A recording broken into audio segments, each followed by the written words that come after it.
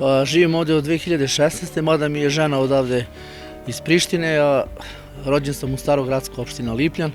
Živim sa suprugom Katarinom koja je sada trenutno trudna, u 4. mesec ulazi, sa Mihajlom 5 godina, Ilijom 2,5 godine i Helenom 1,5 godinu.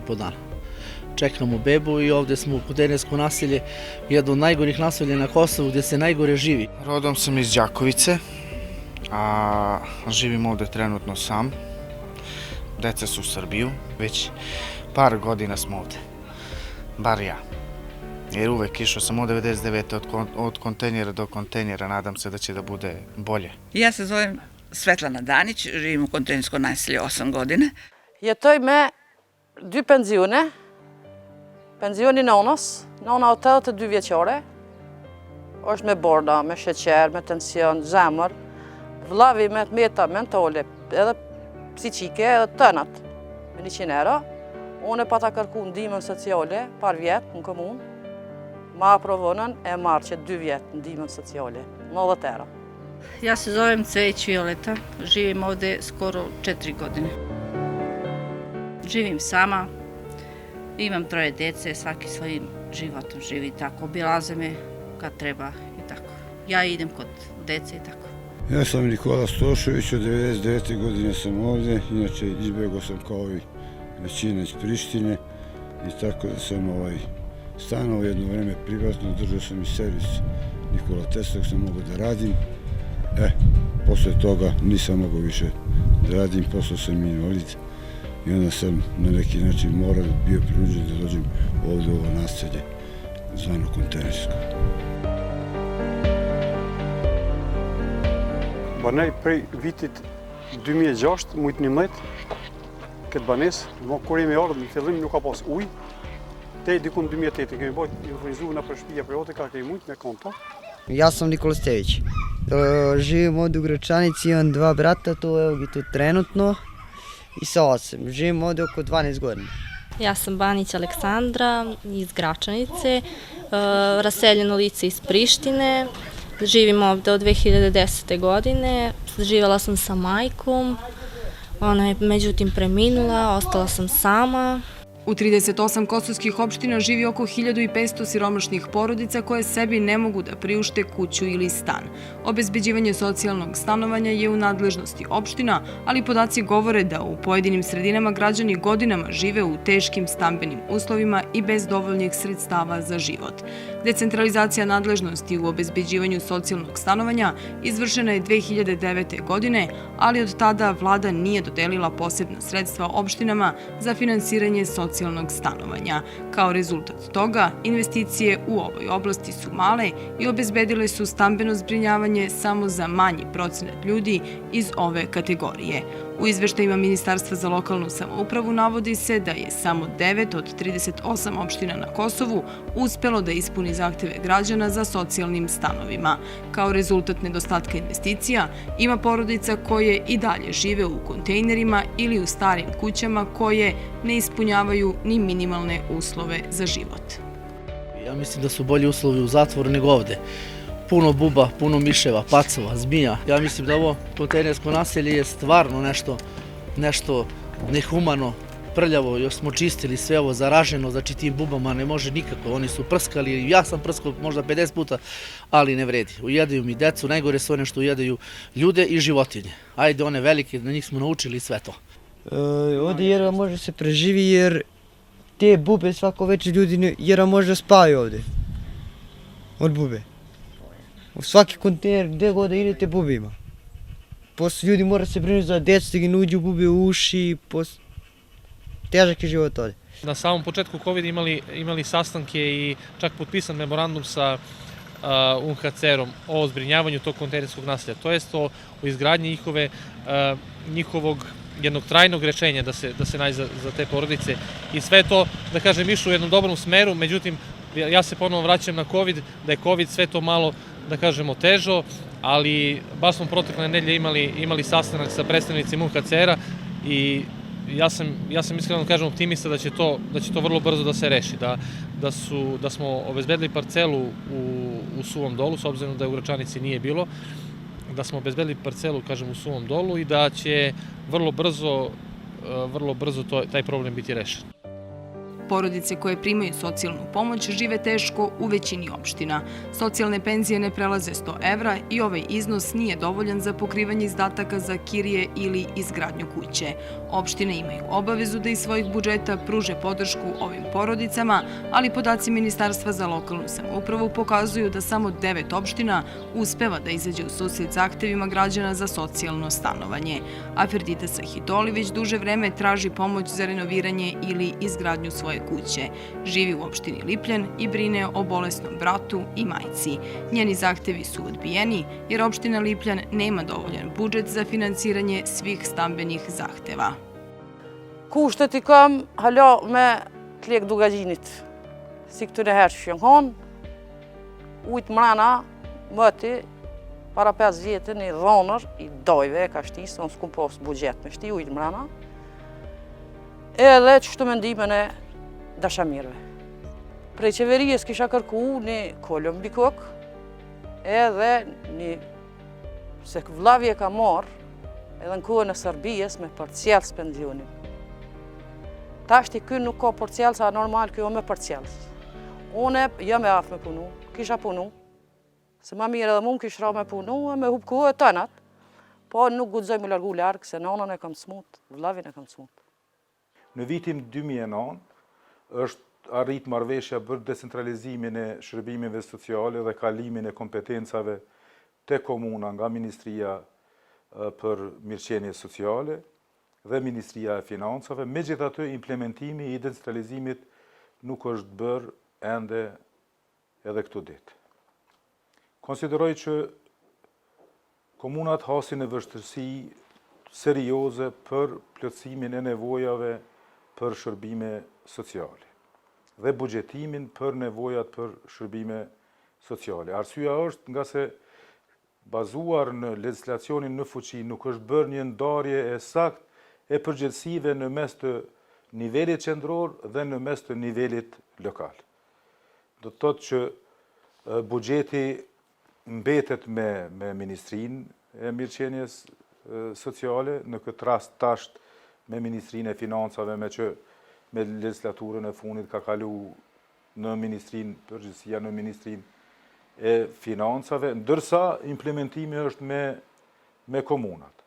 Dhe tash të gjitha sipas legislacionit në fuqi, Ministria e Punës dhe Mirëqenies Sociale është institucion përgjegjës për gjitha politikat sociale, për licencimin, monitorimin, inspektimin dhe çështjet rregullative lidhur me politikat sociale.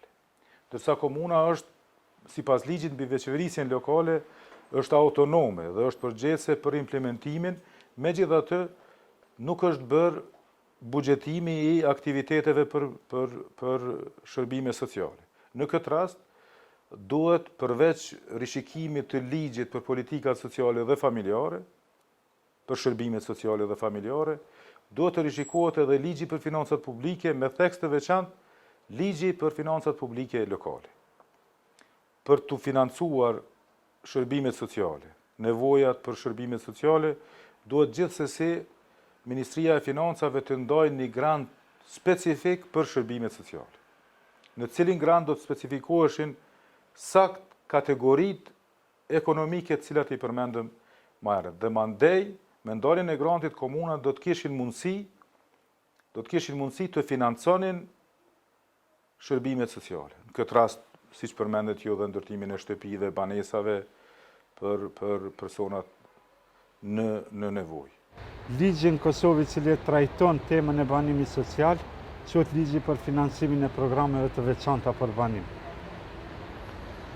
Përmes këtij ligji parashihet që komunat e Kosovës mund t'ju ndihmojnë familjeve përmes 3 formave. Forma e parë është përmes banesave sociale, janë ato ndërtesat të cilat zakonisht ndërtohen në periferitë të qyteteve ku komunat mund t'i shfrytëzojnë për me I vendos familjet në nevojë. Forma e dytë është përmes pagesës së një pjesë të qiras, edhe forma e tretë është përmes renovimit të objekteve komunale, të cilat mandej mund të shfrytëzohen për banim social. Forma më e shpeshtë me të cilën komunat I ndihmojnë familjet në Kosovë është kjo forma e parë. Llogaritet që Kosovi kemi diku rreth 55 banesa sociale, me gjithsej diku rreth 1300 ose 1400 njësi banesore. Po një problem me këto banesa sociale është se pothuaj të gjitha janë të zona, edhe komunat për kanë shumë të lasë me ba renovimin e kontratave. Një numër i madh i familjeve janë vendosur në këto banesa sociale, edhe kërkohet nga komunat që ta bëjnë rifreskimin e listave.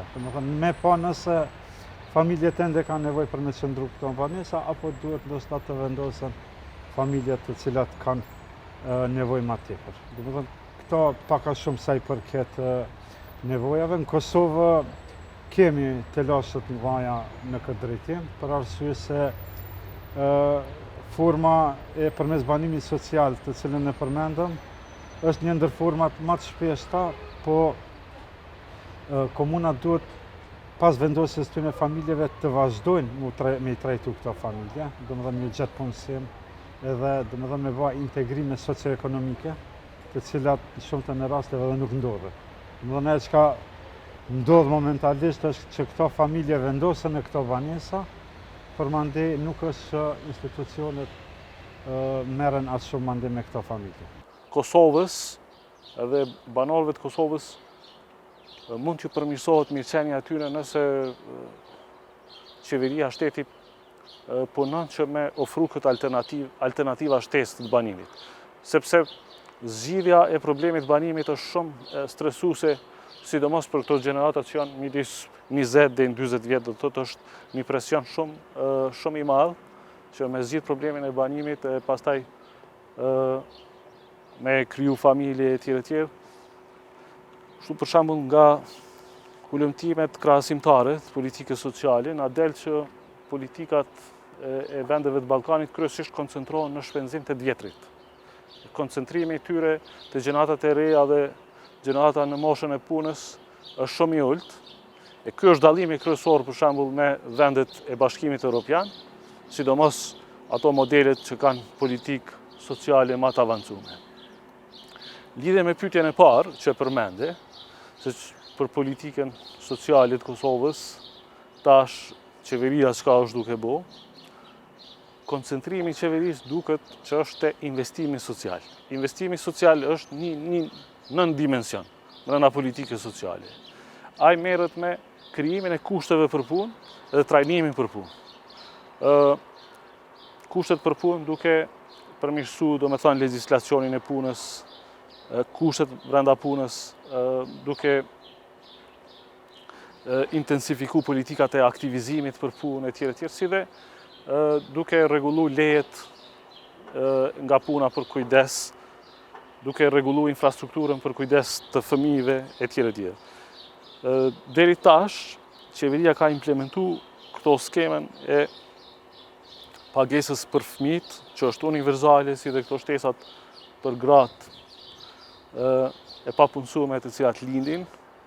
Të dyja janë shumë të mirësuar dhe janë pjesë e kësaj politikës e investimit social, mirë po çka mungon, tash është rregullimi i adekuat i lejeve nga puna, investimi në edukimin e hershëm publik, do thotë aty nuk ka lëvizje siç është premtuar, edhe koncentrimi në reformën e sistemit arsimor, edhe të shkencës Kosovës nuk ka qenë, domethënë, adekuat. Nëse qeveria koncentrohet në investimin social, duhet i përmirësoj këto aspekte. Në Ministrinë e Mjedisit dhe Planifikimit Hapësinor, temën e banimit social e kemi një ndër prioritetet qeveritare, bile ka qenë edhe premtim elektoral i partisë e cila udhëhet qeverinë e Kosovës, që më ndihmu 4.000 familje me skemat e banimit social, gjithsesi në skemat e banimit të përballueshëm. Që i bjerë në qoftë se për momentin i kemi 1.300-400 njësi banesore deri tash krejt Kosovën, me ndërtimin e këtyre 4.000 njësive i bie që numri aktual i banesave sociale do të trefishohet, që i bjerë që është një arritur e mirë në këtë drejtim.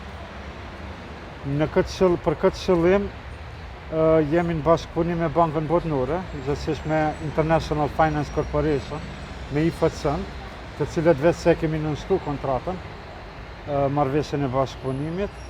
Edhe kjo marrëveshje e bashkëpunimit nënkupton që së pari duhet bëhet një studim i fizibilitetit, një analizë e mirë fillt lidhur me ata se cilat janë modelet më të mira të njohura ndërkombëtarisht për me e trajtu temën e banimit social. Domethënë të shohim se shtetet tjera në këtë drejtim çka kanë bërë, po ashtu IFC-ja do të na ndihmon përmes përvojës vet, që duke marrë parasysh edhe rrethanat tona në Kosovë, që me të vërtet i krijojmë modelet më të mira për me ndihmu rreth 4.000 familjeve në këtë drejtim. Projekti pritet të zgjat diku 3 deri 4 vjet. Domethënë jemi në fazat fillestare kur pritet fillimi i studimit të fizibilitetit, pastaj siç e thash në varësi të gjeturave nga ky studim i fizibilitetit, pastaj do të fillojmë edhe me implementimin e projektit.